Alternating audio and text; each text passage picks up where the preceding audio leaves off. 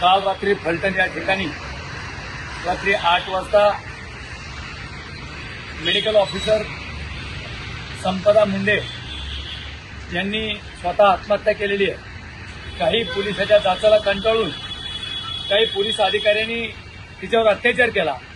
तिने अनेक वेळा अधिकाऱ्यांना सांगितलं की माझ्यावर अन्याय होतोय, अत्याचार होतोय, परंतु तिच्याकडे दुर्लक्ष केल्यामुळे तिने अनेक वेळा सांगितलं मी आत्महत्या करेल, परंतु याच्याकडे दुर्लक्ष अधिकाऱ्यांनी केल्यामुळे तिने काल खऱ्या अर्थाने आत्महत्या केलेली आहे। आणि जे कोणी त्याच्यामध्ये दोषी असतील त्या सगळ्या आरोपीवर 302चा गुन्हा दाखल झाला पाहिजे।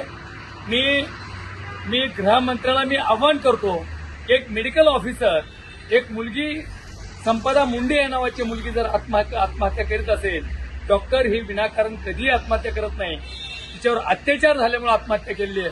राज्याच्या गृहमंत्र्याला माझी विनंती आहे, जे कोणी दोषी असतील त्यांच्यावर कारवाई करा, त्यांच्यावर 302चा गुन्हा दाखल करा, ही आमची मागणी आहे।